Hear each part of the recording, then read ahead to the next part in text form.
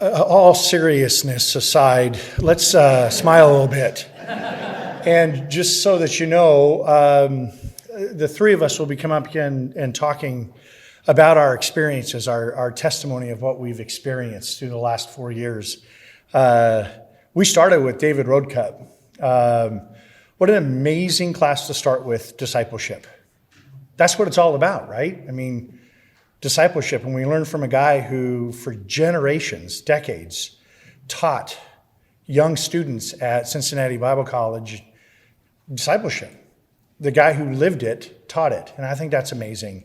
But you all just need to hear the underbelly of what life is like at TCM.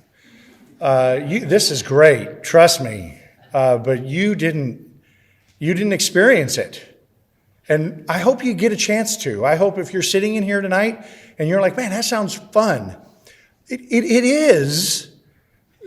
Yeah. 2018, hermeneutics taught by Dr. Fred Hansen and Sarah Fudge. My computer crashed on vacation in Colorado. You hear this click, this loud thump, and you think to yourself, man, you're 400 miles from your home, you've got homework to do, and your computer just crashed. What could go wrong? Well, for me, 6 blood clots, 30 days in the hospital, and over 20 hours of surgery. Yeah, I would love a crashed computer. But you know what TCM what it does is it tells you, you just keep going on. Keep pressing on. And my father-in-law and I, during one of my stints in the major surgical unit, we sat there, and man, that poor guy that shared the room with me, we were just talking about hermeneutics the whole time. Could you imagine? This guy's like, what are these guys talking about? And we're talking about all sorts of just very interesting things. And the fact that I got a chance to do this with my father-in-law is amazing. The fact that we were the beta test, we were the experiment. Gentlemen, we were the guinea pigs. If this didn't work, but it did, and it took off, and now we have cohorts not only in Indianapolis, but in Peoria, Arizona, and Kenya, and all over the world. Groups gathering and meeting and progressing in their education. You'll never, Tony, Dr. Twist, you'll never know what this means.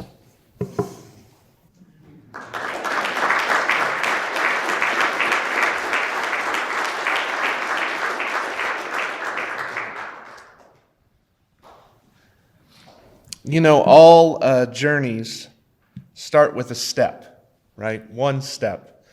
And for me, that step was 4 years ago in the conference room at Chapel Rock Christian Church. I was the middle school pastor there.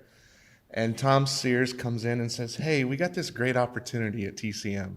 You should look into it. And I'm like, okay, great. What is it?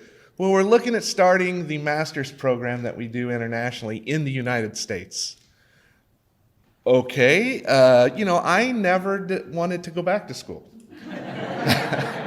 When I graduated in 1999 from Johnson University, I swore to myself I would never go back to school. But here I am in this conference room, and Tom's like, hey, why don't you do this? And I was like, okay, when's it start? And he goes, 3 weeks. And I'm like, okay. We have plenty of time to think about it, and honestly, it's probably good that it was 3 weeks because I might have backed out if it was more than that. Many things changed over those 4 years for all of us.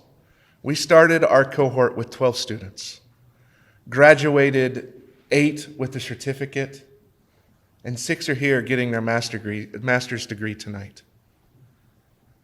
Of those 6, many things have changed throughout their lives in those 4 years.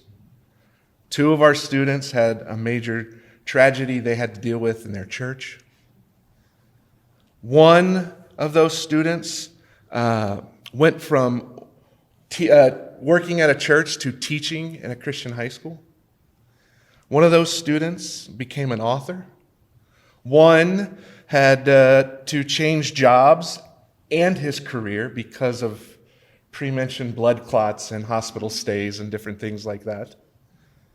And for me, my wife and I left church ministry in the United States and got the opportunity and major blessing to join TCM and the ministry that they're doing around the world as staff at House Edelweiss. Many things changed over those 4 years. One of my favorite television shows is the Band of Brothers series. And if you've ever seen it, it's very moving. And I want to clarify that the joy that I find in that show is not the war, but it's the camaraderie where these acquaintances move to friends and move to brothers. And I think the same thing could be said about us. Some of you I knew. Craig and I went to undergrad together. Kurt was the dean of a high school week of camp that I went to when I was in 9th grade.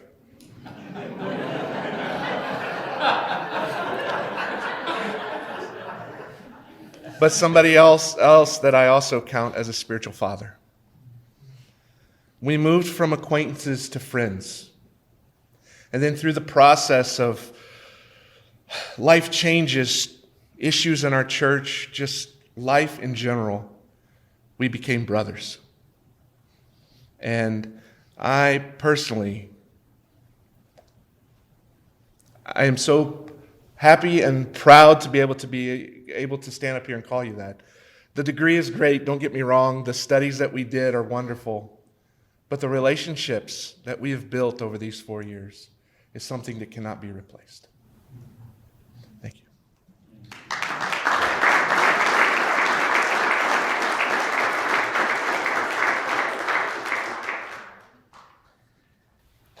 If you know me, and many of you do, I am a crier. So thanks for starting that. Where's Jason at? Where's he at? I owe you. Thanks for getting the tears going. Payback. As I reflected on my journey with TCM, the initial call from Tom Sears came in the fall of 2017. But the story actually starts long before that. In 2009, I was asked by our senior minister at the St. Joseph Church of Christ if I would join a group of about 8 of us going to serve at House Edelweiss. I had no idea what TCM was, but there was something that I felt I had to do it. I had to go. And I went and I got assigned to work with Jim Meyer. And I was in support services, and I learned to recycle 11 different items because Austria loves recycling. I learned to compost and what red worms were and how they were different than earthworms. I learned many things.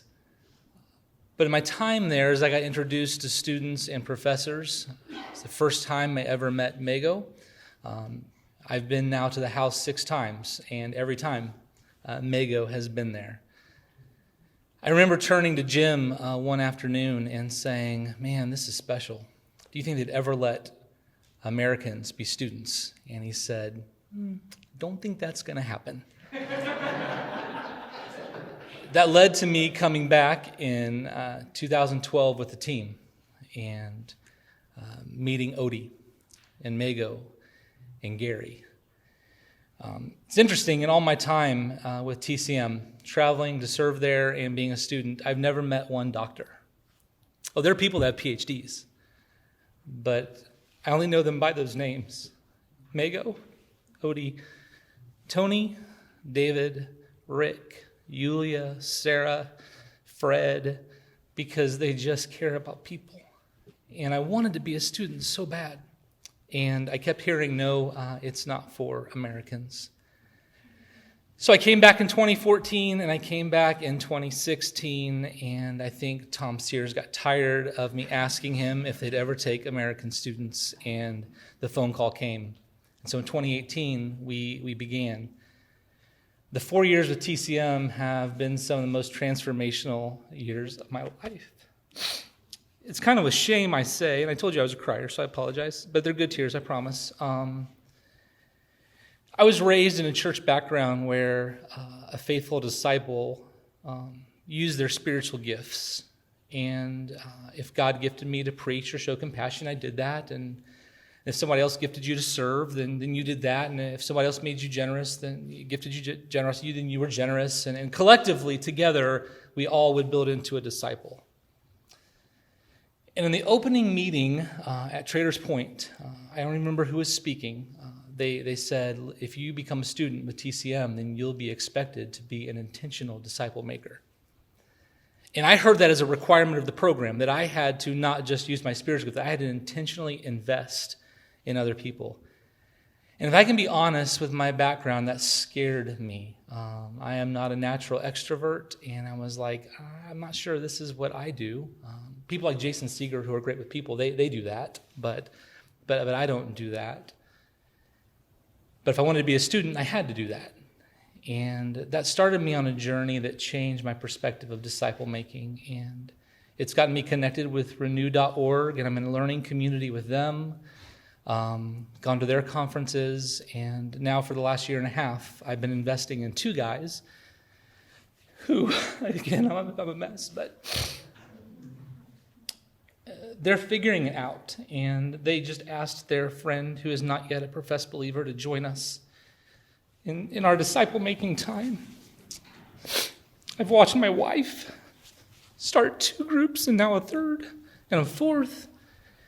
And it's just changed the whole way I see the kingdom. And that's TCM. But even beyond the challenge, try to get happy thoughts here. Encouragement has been another one of them. My brother is a professor who has traveled the world and taught in major universities.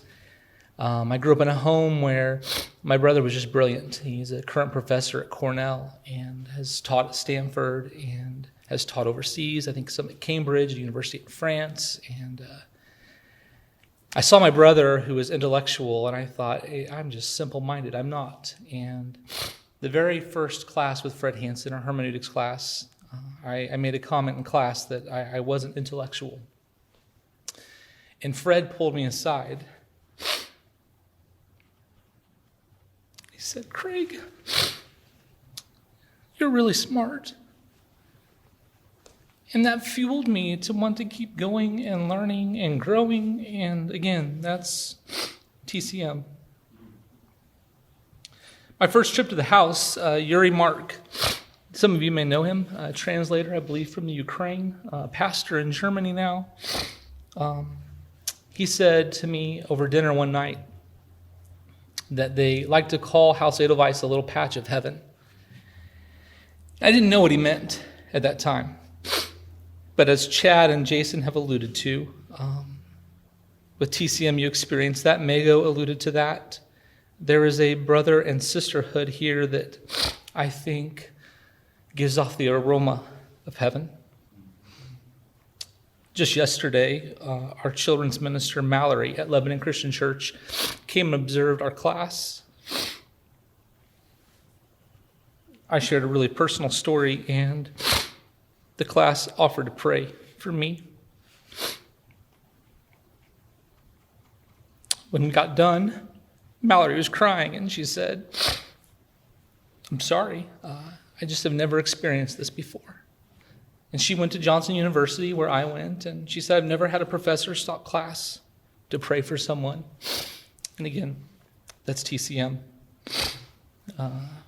One of our first face-to-faces, I think it was probably the very first, Tom Sears had gathered us in the classroom down here, and we were doing our prayer and worship, and we were having a conversation, and he was explaining TCM and the history from Toronto Christian Mission to Taking Christ to Millions to training Christians for ministry, and maybe I got those messed up in their order.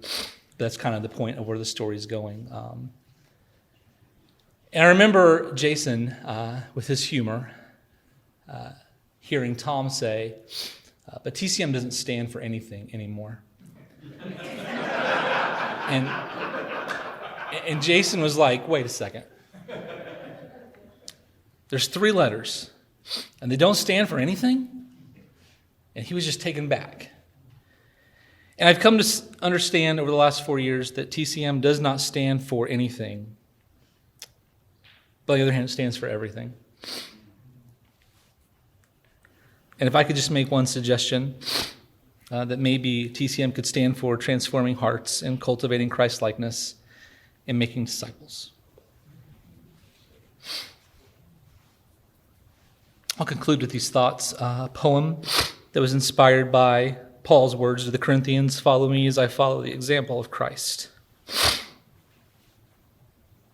Where should I go? What should I do? His voice commands gently, "Follow me, I will show you." As I follow him, he helps me to live, how to speak and to pray and to whom I should give. He orders my thoughts and helps me to know what decisions to make and the right way to go. As he has shown me, now I want to show you that you might find him and he'll shape what you do.